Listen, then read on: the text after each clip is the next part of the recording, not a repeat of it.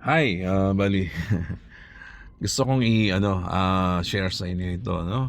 Yung aking pananaw about comparing Diva Secret. Ito yung program na talagang nagustuhan ko, no? Nung nakita ko to, ay talagang greenab ko kagad yung opportunity na makasali.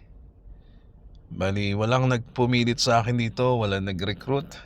Pero at least nalaman ko na ma-check yung Zoom meeting nito.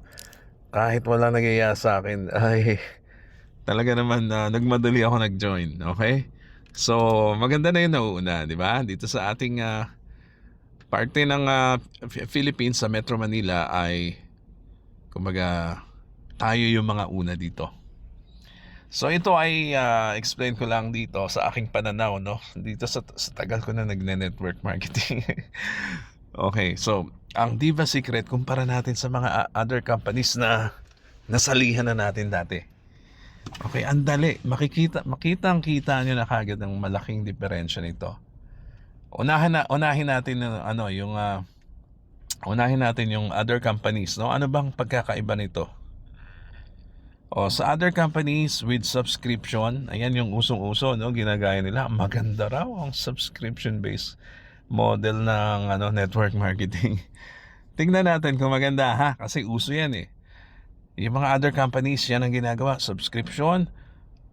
Otherwise, maintenance. Meron kang maintenance. Ang mga member magme-maintain dyan. Okay, so relate naman tayo dyan, no? Usually, meron yan, ang mga companies yan. Dahil alam nila yan ang magsusustain ng business eh. Kailangan mag-subscribe, kailangan mag-maintain. Okay, kaya tinawag ko to Sigurist style. Sigurista no?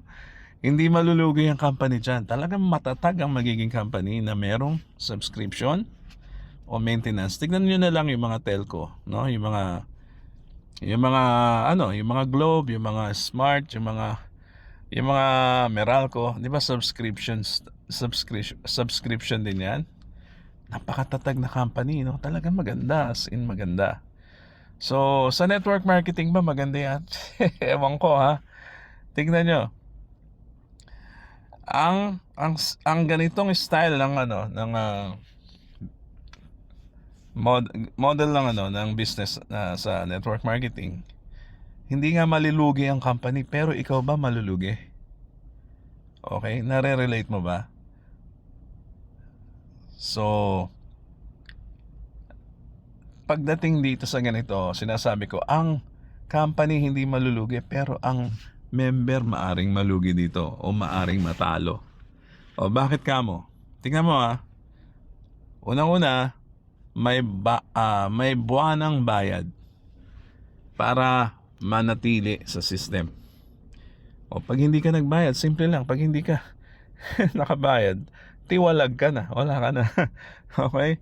O kapag hindi ka nakabayad, wala ka ring kita. So hihinto ang kita mo.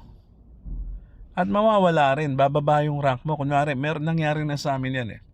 Ang taas na ng rank mo dahil yung mga tao na sumali, ang dami-dami mong tao na sumali, hindi makabayad, pati yung rank mo bumaba na rin, hindi na rin tumaas. Kasi hihilahin ka pababa. Pag hindi nakabayad ang tao, tatanggalin sila, bababa ang rank mo, no? Na relate tayo dyan. And then meron din itong auto ship. Okay? Itong auto ship, parang ito yung maintenance. So may auto ship na minsan pilit mong binibili ang product, no? Kahit hindi mo na kailangan, kasi sa daming product sa daming product every month, no? Binibili mo, hindi mo pa naubos, bibili ka na naman next month. So kumbaga wala kang choice kundi bumili ng bumili ng bumili. So obvious yan na pabor yan sa company, di ba? And then maraming sumasali dito pero hindi naman tumatagal. Kaya nga, dahil nga sa monthly, no, sa recurring payments na yan, so maraming tumitiwalag dyan sa ganyan. Maraming ayaw dyan. Aminin na natin, kahit ano pang sinasabihin mong maganda ang subscription-based company mo, ang maintenance-based company mo, hindi tatagal ang tao dyan. Kasi bayad sila ng bayad, hindi pa sila kumikita, di ba? Hanggang sa wala na silang pambayad. So, ang system ba mas pabor sa company? Okay? Yes. Mas pabor yan sa company, pero sa mga members, I don't think so. Okay? Sa akin lang naman. So, kaya naman, okay, kaya naman dito sa Diva Secret, no, nakita ko super open, super luwag. Walang mga ganyan, kabaligtaran. Tingnan nyo Unang-una, makakasali ka dito sa napakababang halaga, tapos one-time purchase pa. Ibig sabihin ng one-time, isang beses ka lang naglabas, lifetime membership na ang hawak mo, ang meron ka.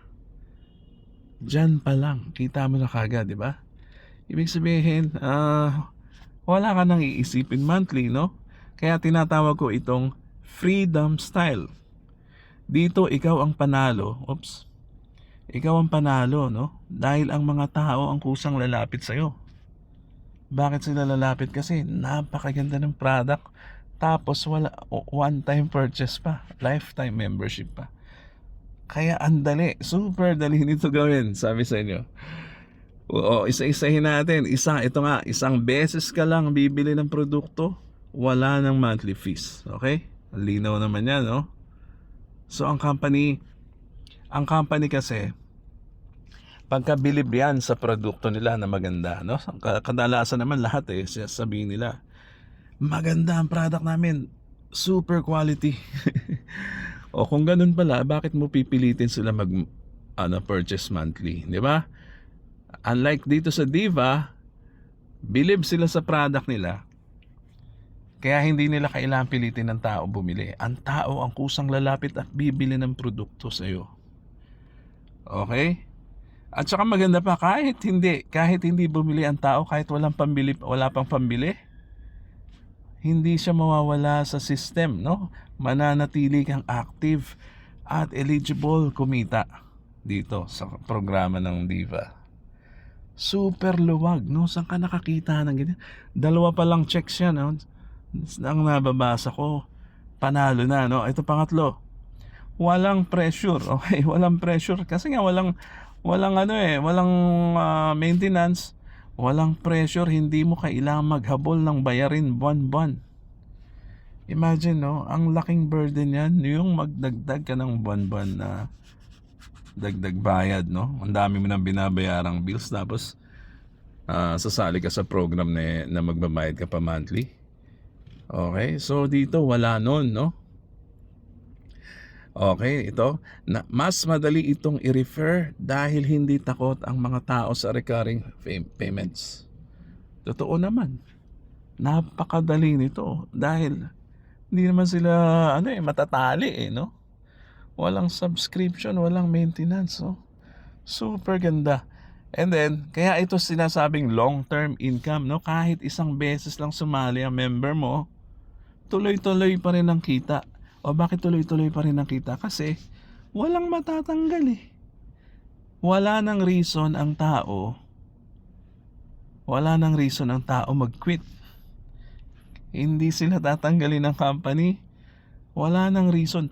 Super tamad ka na lang pagka hindi mo to ginawa. Kasi ang laki ng potential income dito sa Diva na to. Kung makikita nyo lang yung compensation plan nito, nako, nakakalula, magugulat ka. Iba pala ang compensation plan ng Diva kumpara doon sa mga sinalihan ko dati. Okay, itong last na tanong, ang system ba ay pabor sa company? Okay? Siyempre, pabor yan sa company. Alam na ng company, maganda Hindi nila gagawin yan kung hindi pabor sa kanila yan. Pero, sa miyembro ba, pabor yan? Yes. Mas pabor din yan sa atin, sa mga member. So, parehong win-win yan. Win ng company dyan, win din ng member. Di ba ang ganda, no? Lahat ng katangian na nandito nang hinahanap natin sa isang company na andito na. Unang-una, maganda yung product nito, no? Hindi ka mahirapan talaga ibenta to. Kahit hindi mo ibenta, hahanapin ng tao at pag nalaman na ikaw ang member, sa'yo pupunta. Saan ba makakabili ng product na yan? Ganun, kaganda ito. Okay? So, huwag niyo nang palampasin ang pagkakataon habang ang iba nagbabayad pa rin buwan-buwan, no? Naging stay dun sa paniniwala nila na budol. Na hindi nila alam na budol sila ng subscription tsaka yung maintenance-based company. Habang tuloy-tuloy sila nagbabayad buwan-buwan na hindi naman kumikita, ikaw dito kumikita ka ng tuloy-tuloy, no? Walang hihinto, walang nagki-quit. So ang smart choice talaga ay itong Diva Secret para sa mas magandang future natin. Kaya ano pa hinihintay mo? I-share, i-message mo na yung nag-share ng video na to at magpatulong ka sa kanya maging member ng Diva, no? Dahil ang bilis namin dumami dito. Okay? At saka ang dali kumita dito sa Diva. Maniwala ka sa akin.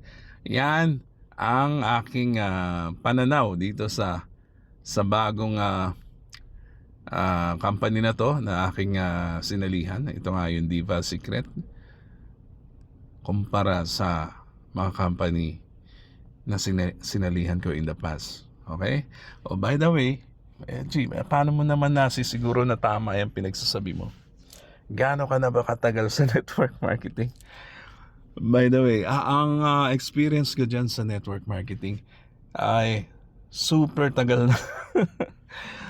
Kung naalala nyo yung ito na lang, bibigyan ko kayo ng idea.